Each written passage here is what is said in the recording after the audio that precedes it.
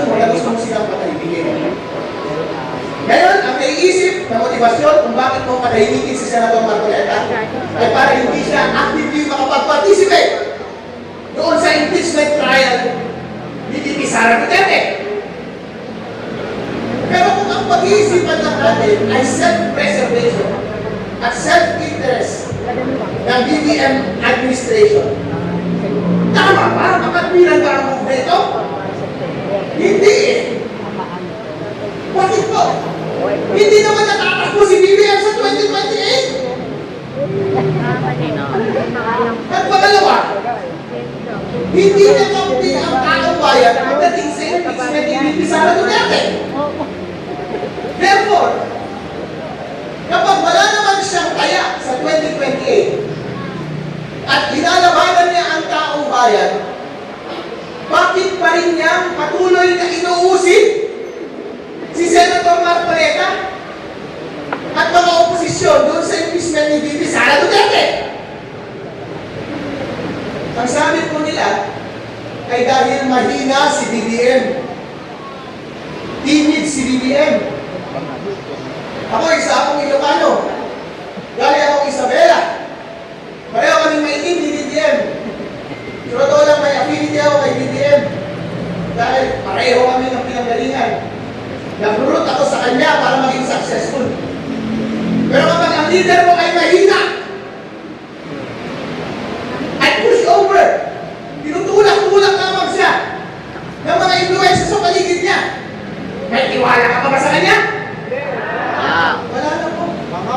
Wala na pong tiwala ang taong bayan kay BBM. Dahil inuutuko lamang siya ng mga sinasabi nilang makaprogresibo ng mga grupo, mga tiklawat at mga kaliwa. Sila ang nag-influensya sa kanya, pero wala naman siyang pakinabang. Nagpapadala siya sa kanila. Bakit po? Ina-undermine ng mga nakakaliwa, mga tiklawan, si VP Sara Duterte. Dahil gusto nilang maging presidente sa susunod. Pero kung iisipin mo, BBM, mananalo ba sila o hindi? Hindi sila mananalo. Hindi mo sila mananalo. Kapag ikaw, BBM, kapag magaling ka na tao at nag-iisip ka, dapat itayan mo na ang lahat, ang future mo at kaligtasan mo after ng term mo. It's either tataya ka kay Sara o tataya ka sa kalaban ni Sara. Kapag tumaya ka sa kalaban ni Sara, ang tanga mo. Dahil matatalo ka. At kapag si Sara na ang nakaupo, yun ang sinasabi ko, mapapanagot ka. At mapapanagot ang iyong mga kakampi. Bakit po sinabi ko na malakas si Sara? Ako po, first time ko maging public official ngayon. Noong 2025 campaign period, sa totoo lang po, wala naman akong pinapaligan sa national. Kasi independent po ako, wala po akong pinanggalingan, walang sumusuporta sa akin, kanya-kanyang diskarte lamang. Walang gastos. Masikat lamang tayo sa social media. Wala akong pakialam. Pero napansin ko po, itong si BBM, hindi naman niya inaasikaso ang ating ekonomiya. Noong 2022, ganado akong suportahan si BBM. Dahil Ilocano eh. Dahil anak siya ni Marcos eh. Siyempre mga Pilipino, tribal tayo eh. Mahilig tayo sa mga affinity. Kapag katropa natin yan, magulot tayo para sa kanila. Hindi po ba? Tama po.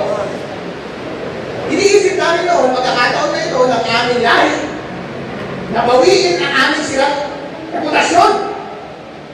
Dahil kahit pa paano, meron Ilocano pride na tinatawag.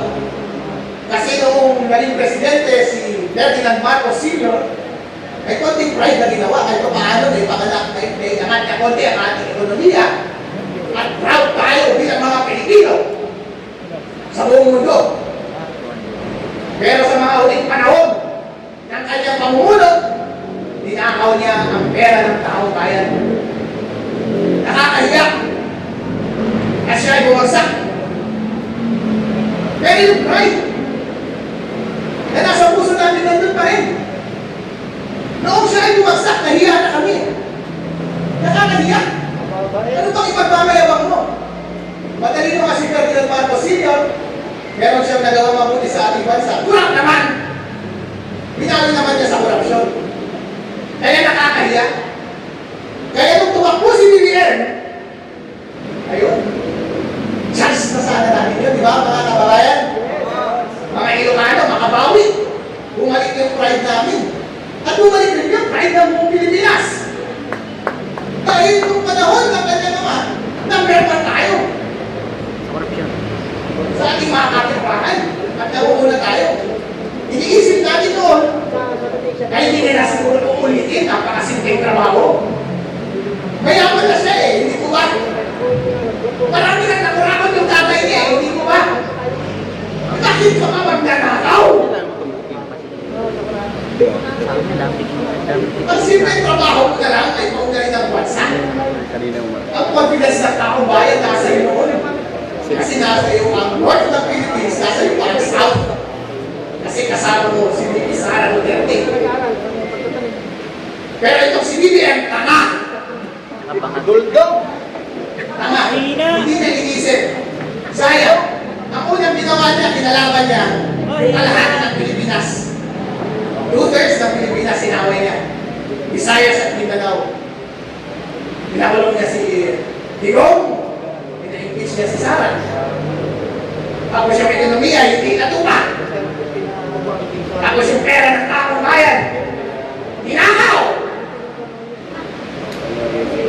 Ano ba? Para sa kanila yung takaw na kinuha ko? Wala ka naman siguro kaya sa labas o mga chicks. Para buhayin, ilang bilyon ba dapat? At bilyon at bilyon peso ang kailangan mo para yumaman. Wala ko talaga. Wrong move. Wrong move. Ngayon po talaga, sumusobra siya. Bakit po siya sumusobra? Dahil hindi niya kasama ang taong bayan. Ano ba ang patunay na hindi niya kasama ang taong bayan? Noong 2025 po, noong panahon ng eleksyon, tulad ng sabi ko, kapag tinanong mo ang ordinaryong tao doon sa Northern Luzon, dahil doon po ako galing, dahil kami may akiniti kay BBM. Pero kapag tatanungin mo sila, sino ang suporta mo? Si BBM o si Sara? Hindi sasagutin ng BBM. Bakit? Dahil bumalik yung hiya namin! Nakakaya ka ba rin? Kamakain na manong o kinam? Kamakain. Pero, marami sa amin noong una, tulad ng mga Bisaya, taga-Mindanao sa inyo. Ngayon, di ba, hate mo si BBM? Wala naman kayong affinity kay BBM, di ba? Kasi noong una, hate mo din siya. Hate nga kayo dahil dapat si Sara President noon, di ba? Yes! Actually, ganoon din kami kay Sara noon. Ang feeling namin kay BBM, neutral lang kami kay Sara. Pero ngayon, noong panahon na yun, pagtanungin mo, sino ang gusto ninyo? Sara ang sasabihin. Bakit po? Dahil ang ordinaryong Pilipino, gusto nila yung kasusukan, yung karakter ng tao. Kapag una nakikita nila, hindi ka pa na testing ng adversities sa public, ay wala pa sila sentimento para sa'yo. Pero kapag inaapi ka, at nasurvive mo yung pangakit, at marunong kang ipaglaban ng iyong sarili, marunong kang ipaglaban ng iyong mga kababayan, makukuha mo ang damdamin ng bawat Pilipino. At yun yung nagawa ni VP Sara Duterte sa Northern Luzon. Dahil hinarap niya lahat ng pag-uusig sa kanya sa bandang huli. Siya po ay nagwagi. Kaya lang siya ng mga taga-Northern Luzon. Itong si BBM walang narating, kundi puro korupsyon. Kaya hindi totoo yung sinasabi nila na walang pool si VP Sara doon sa North. Sinasabi ko po, meron. Hindi ibig sabihin na meron kaming konting affection kay BBM. I hate namin si VP Sara, hindi po yan totoo. Kaya piniti kami konti kay BBM, kahit pa paano, by reason of sentiment. Pero pagdating sa 2020, ang manok namin ay si VP Sara Duterte!